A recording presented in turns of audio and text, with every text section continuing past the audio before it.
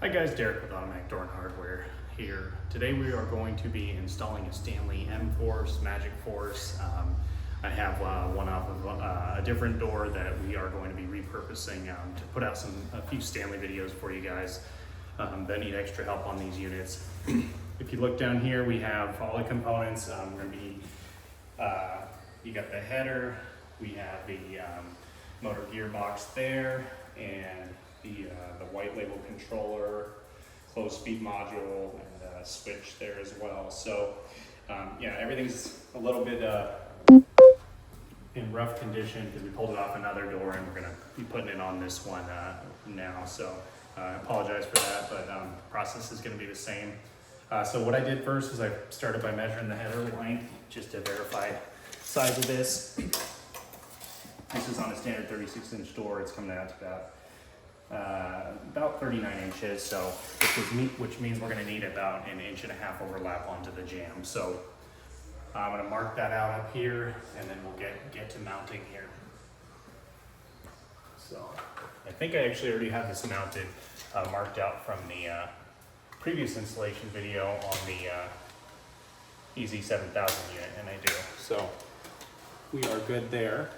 1.5 over, so now we're pretty much ready to start mounting. So I'm going to grab the header. Again, everything's out of it right now. It's quite a bit easier to do it like this. Dump all the goodies out.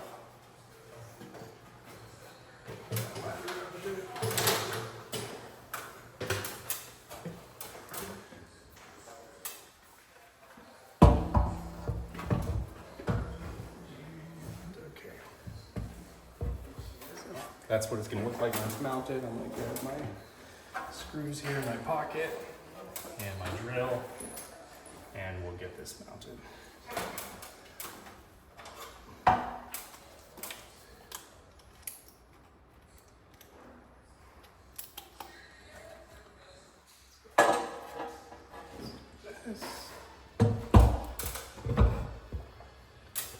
And in terms of height, I'm trying to hold this about flush with the actual door frame on the bottom,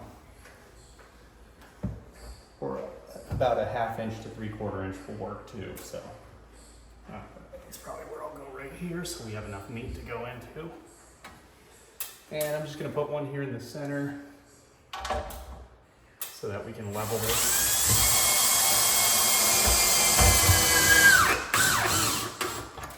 Okay, obviously it's crooked, guys. I gotta grab a level here, and we'll get this leveled up and then continue drilling. Let me grab a level real quick and I'll be right back. Okay, I'm gonna back this out of shade so I can manipulate this.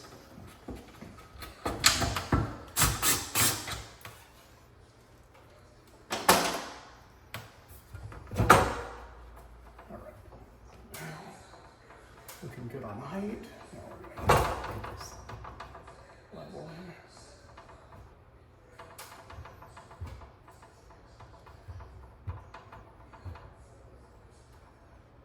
That looks about level there.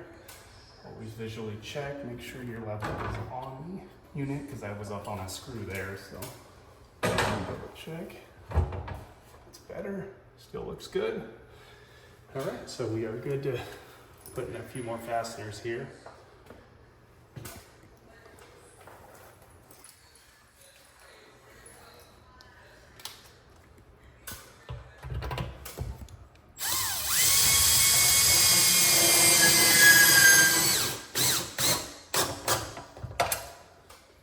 Check, still looking good.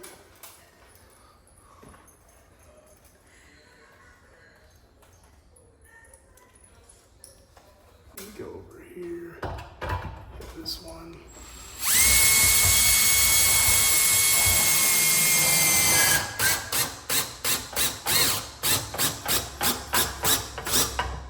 You gotta also make sure that the surface you're mounting against is level.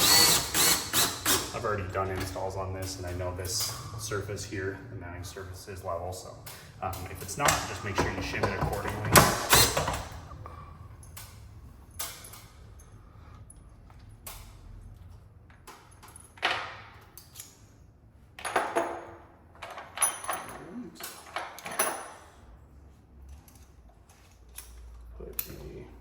I'm gonna replace this one over here with the longer one because I want to make sure I'm going into wood here,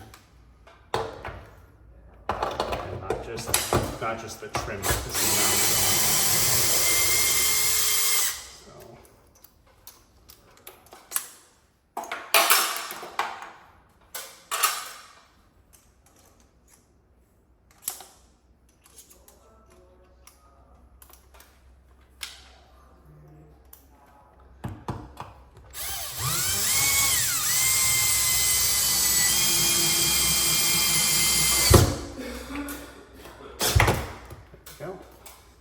Solid there. Okay, double check, we're still level on here, and now header is mounted, so now we're going to bolt in the gearbox, and then we'll move on to the arm. So let me go grab that, change out my tip.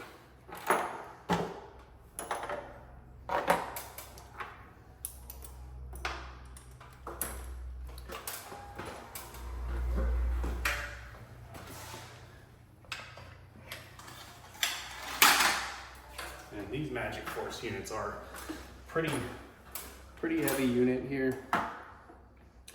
So definitely make sure you go into good solid backing before setting this up here. Just gonna slide it in the groove here. Watch your wires, make sure you're not pinching anything. Control's gonna be on this side, so I'm gonna need to loop the encoder. Just micro switch wires over there. Sorry. And grab my screws.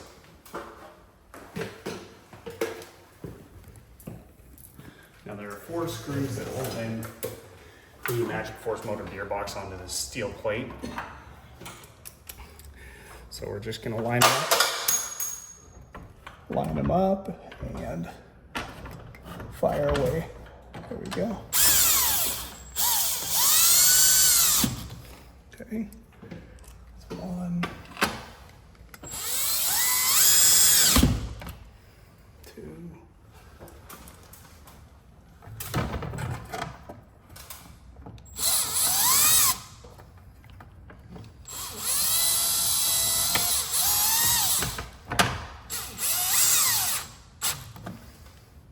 3,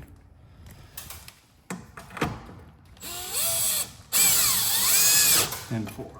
Okay, so there we go. We got the gearbox mounted, the motor gearbox. Everything still looks good. I'm gonna pull this level off because we do not need this anymore.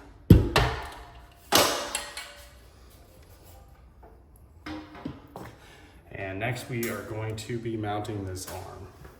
Just to recap, we got our motor gearbox up here. Nothing else in the header. It's unplugged. We have our switches unplugged, and I just mounted the arm to the door here, and you can see I have it loose here. Okay, so I mounted this one for our office at about 11.5 inches to the center of that door shoe. And again, this is for our office. Refer to the Stanley manual for proper arm position, because it does vary depending on your size of the door. And things like that, and how far you want your door to swing. So, all right, so now we are ready to start to plug in here, and we're gonna put this unit on hold open, and then mount the arm. So what I'm gonna do is, we'll start with the closed speed module. So that's this. This motor is on the left-hand side, so we're gonna be plugging into J1. So this is important. If you were on the right-hand side, you'd be plugging into J2. So that's the encoder plug. That's gonna go into the control. Here is the motor power plug. That is what's gonna go into J1. The closed speed module. And then you have your switches here, and those are gonna just plug right in here. And this is ready to go. So I'm just gonna set that aside over there. Next, we're gonna get the control. And I have some harnesses already plugged in here. Like I said, we took this off another door and just repurposing it. So I have this harness going into motor 1. And there is the other part of our closed speed module that's going to get plugged in. So I guess I put that back a little too soon. So it only goes in one way there. So I'm going to plug it in on this side. Now that's done. Over here, we have the middle plug in between the two motors. We have a spot for the switch, and then a spot for the actual motor. So it's fairly straightforward. We're just gonna match plugs here. So look at the wire colors, black, white, green. Plugs in there. Then we're gonna go for the switch here. And I have the, it has your power on off switch, and it has your 3-position auto off hold open switch. It should come pre-wired. If it didn't come pre-wired, you're gonna be on terminals 1, 2, and 3, yellow, orange, purple. And then the power wire is gonna be what's connecting into this right here. So it only goes in one way, so you don't have to worry about plugging it in wrong. But actually I'm going to, because we already have our holes drilled for this switch, I'm gonna go ahead and snake this through underneath the header. So let me move this up. You can see you use about a 1-inch hole saw, and was drilled into the bottom of the header 3 times. And that gives you enough clearance for these 2 rocker switches. So I'm gonna snake them up through here.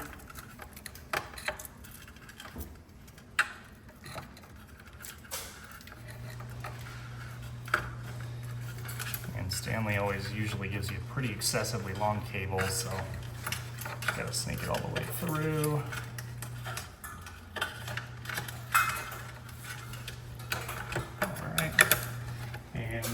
We'll put a couple screws in here.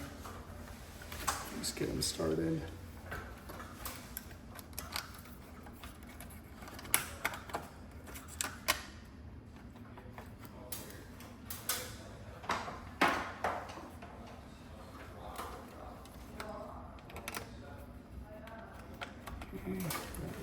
I'm just going to tighten it down here.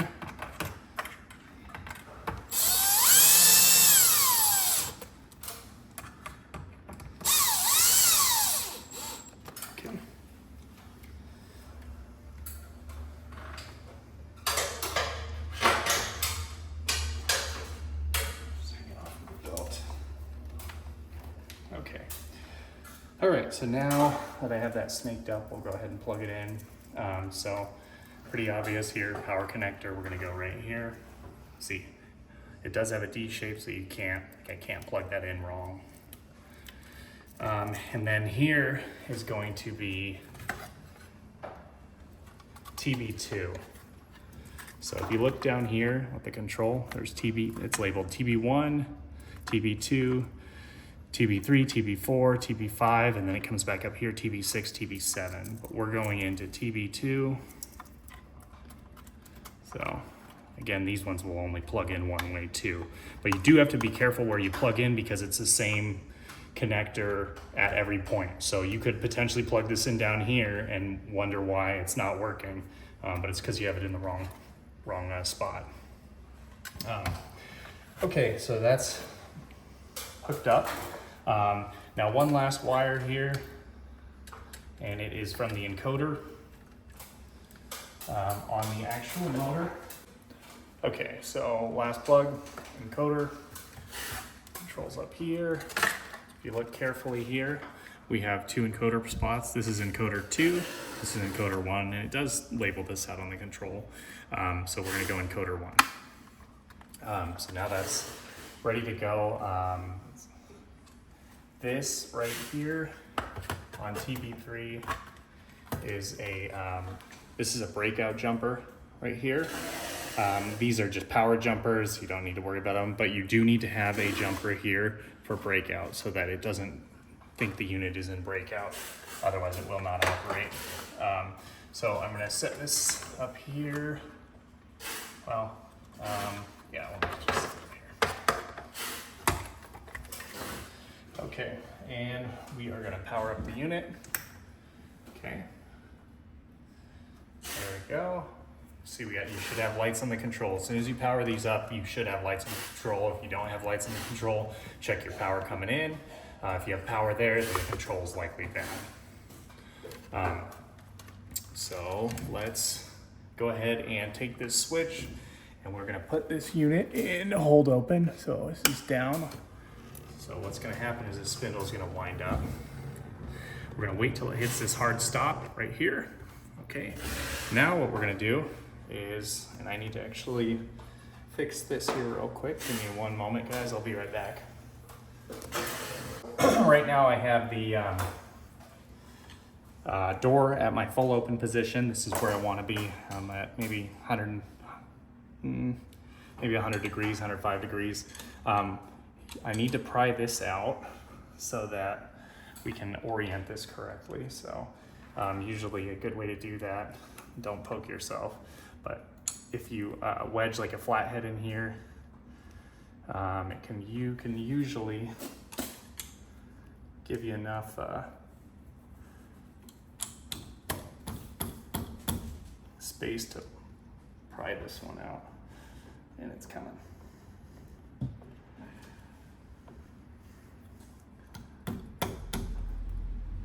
There we go. Okay, so this is what's gonna connect the arm to the spindle. So important thing here is you want this cutout to match this cutout in the back of the arm. Otherwise it will not wedge properly, and then what will happen is these little fine teeth here will start washing out the arm. So door's in the correct position. I'm gonna line up the spindle here. Okay, that's in, we're lined up. And then now,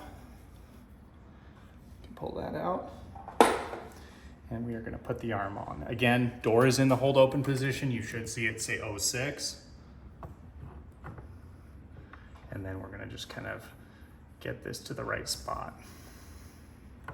So you can see I had to come slightly close to line it up with a tooth, which is okay, because you do have adjustment with this arm. If I wanted to gain back that extra degree or so I lost, I would just loosen up this arm and extend this portion out. So before I tighten this down, I'm gonna put on this washer with screw.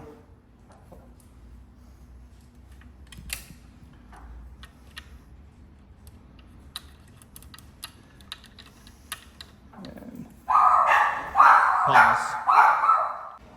Okay, so I got the washer and screw. I'm just gonna tighten down a little bit. You don't want this all the way up against the case, and you want to have enough clearance here so that you're not gonna make contact with the door or the frame or anything. So now notice I have not taken off hold open yet. We need to lock this down, otherwise that spindle will start to wash out that arm. So now that I got that, that looks like the position I wanted in. We're gonna lock this down. And this one is a 5/16 Allen wrench, so it is a pretty big Allen wrench here. So just lock this down.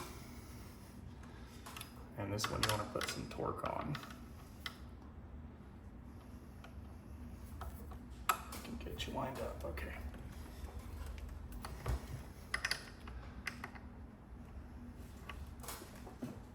All right, that's nice and tight. Okay, now that I got that tight, I'm gonna go ahead and just snug this up down here. This one doesn't have to be crazy or anything. It's just to hold the arm on in case this loosened up over time so it doesn't fall and hit anybody. So now we can take it off hold open. So I put the door in the off position, and it should come fully shut for you.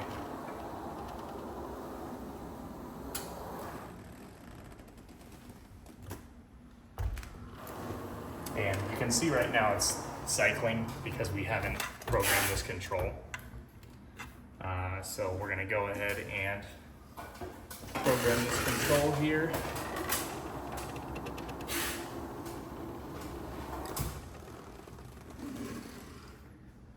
Which is the next step. So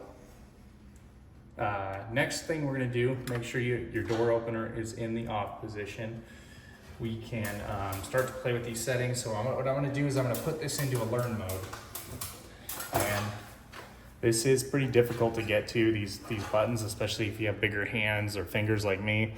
There are a series of buttons here. On the left-hand side, we have up and down, up, down, and on the right-hand side, we have enter, okay? So what we're gonna do is we are going to, again, put this into a learn mode. Let me see if this is, maybe I can use this Allen wrench too here. Okay, so first thing we're gonna do, door is in the off position because this is the only way you can enter programming here. So you wanna hold down enter. We're gonna scroll down to number 99. I'm gonna release enter and I'm gonna set this to 0, 0. And that is unlocking the controls so that we can make adjustments and put it through a learn cycle. So key thing here is if you see this start flashing C1 or D0 or what, you start seeing different numbers here, that means that it timed out. So you only have about, I think, 2 seconds to make a change to the setting, to the index. So just keep that in mind. So again, when I hold down enter, we should be on index 99.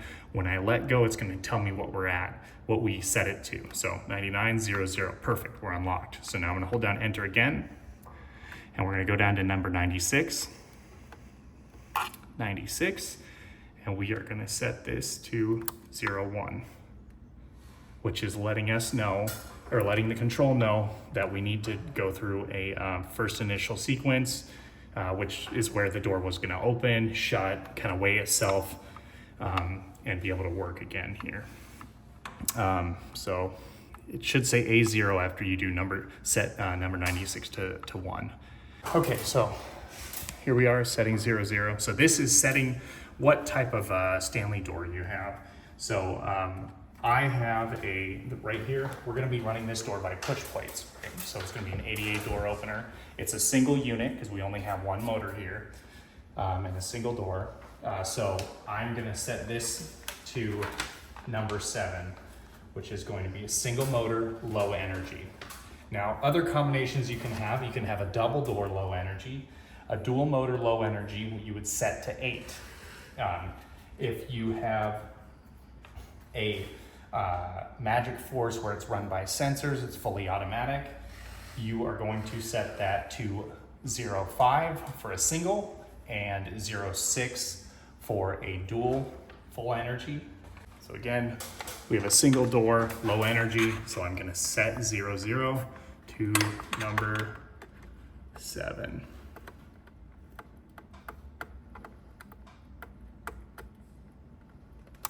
Okay, 0, 0 set. Now it timed out, so now it says A0, which is correct. That's what we want it to say. Next, we are going to go to handing, which is going to be setting 1. So we're gonna go hold down enter. We're gonna go release it, okay, which is index 0, 0, so hold on. Oh. Wait. Did I do that? Am I on setting 7 right now? Yeah, you're on. That's why. 7 is 0, 0, okay. So this is what can happen, guys. So instead of actually changing 0, 0 to 7, which is what it should be, I actually, oh no, I did. Oh, but how come I'm on? Try to scroll. Okay, so I'm not, okay, so I did it opposite, guys. So I wasn't holding down enter, and I was actually, and this can happen with this control. Okay, so it says A0, which is where we want to be. So go back down to 0, 0. So when you're holding down the enter button, you can't actually change settings. What you're doing is you're scrolling through the different indexes or parameters.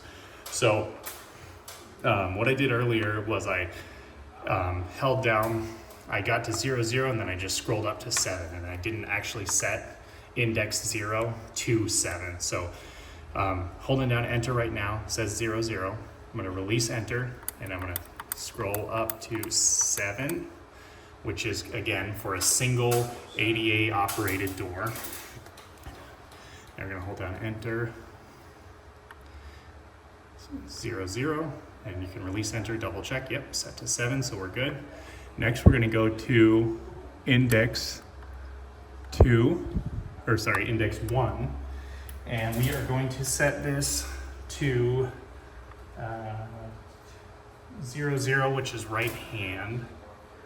No, sorry, we're gonna set it to, so 0, 0 is right hand for this index, but this is actually a left hand, so we're gonna set it to 1. So index 1, release enter, set it to 1, wait for it to time out, should say A0, good. Then we are going to scroll to index 3 to basically tell the door that we're accepting the FIS. We're accepting that we want it to learn. And we're gonna set this to 1, and it should say A1 after this if you've done everything right. So now, what we can do is, you can actually put it through a learn right now if you'd like, but there's a couple changes I wanna make real quick. And that, I guess I don't. Okay, I'm getting confused with the sliding door. So it says A1, now we're good. So what we're gonna do is we're gonna flip the position switch to hold open momentarily. As soon as the door takes off, we're gonna flip it back to the closed off position. And what's gonna happen is it's gonna start opening up. It's gonna go through its cycle. It's gonna learn where its stops are, learn the way to the door. It's gonna come back shut. And then after it comes shut and goes through its full cycle, it's going to say A2. And if it says A2, that means you're good. That means that it did accept that learn. Here is the point where if you had something going on, you could potentially not get an A2. It could flash like 20 if you didn't have your breakout. It could flash other errors that you might have at this point. But now that we're at A2, we're pretty much set for a low energy, so we're gonna hold down enter. And we are gonna just go back to 99 and set it to 0, 1, lock, which is locking the control. What this does is it clears the A2 off the screen, and now you have just the normal door status of 0, 0, which means the door is closed. So we should be good there. Next thing we can do is hook in push plates. And then we can actually run this door. So I already have it, my wireless, this is our touchless wireless receiver here, and I already have it hooked in. So if you're just hardwiring push plates, all you're gonna do is go in on 9 and 10 on the terminal block.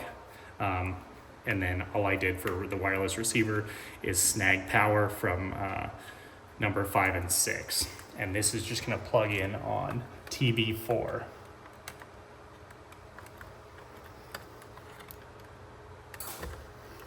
Okay, so now we can give it a test. I'm gonna go wave the,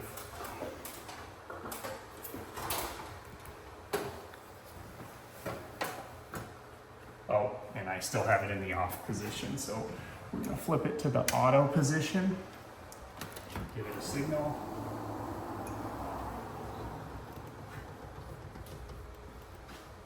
Now, while we're watching this, I'm gonna talk about the cycles of the door. So right here is closing speed, and then it's gonna hit a latch right there, and you see that it kind of cushioned before it shut.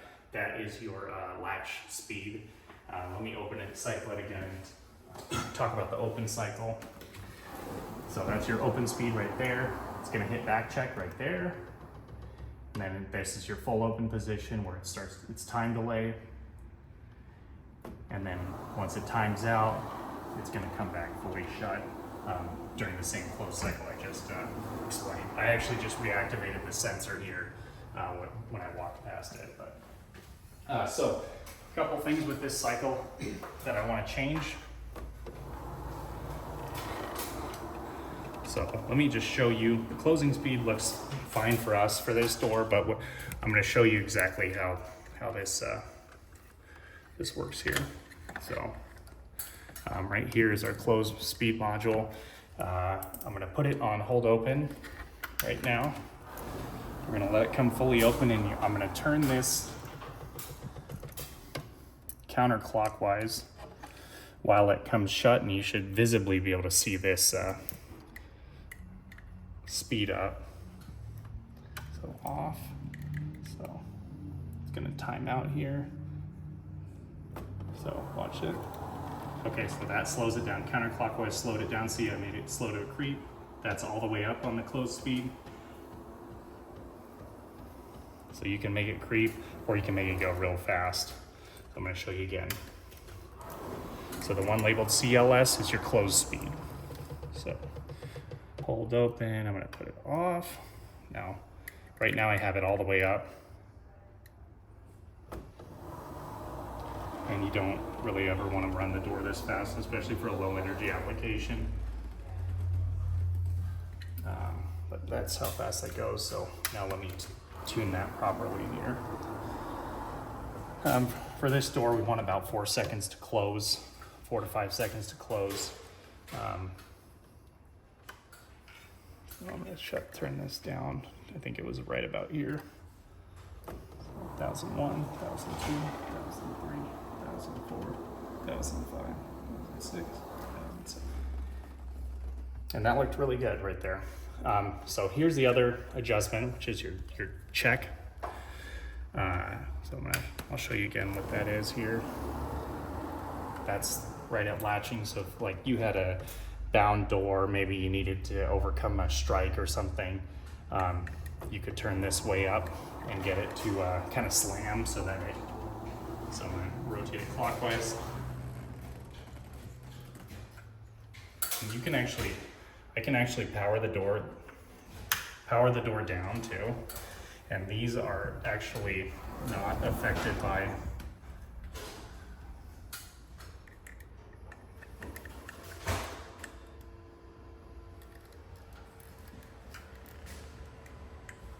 I think we're hung up on the carpet. Hang on. So these are not affected by having power or not. Yeah, that looked pretty good. I'm gonna slow it down a little bit more.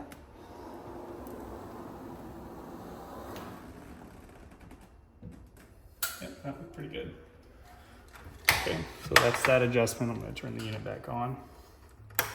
And then everything else though, all the other adjustments are gonna be made through this control here.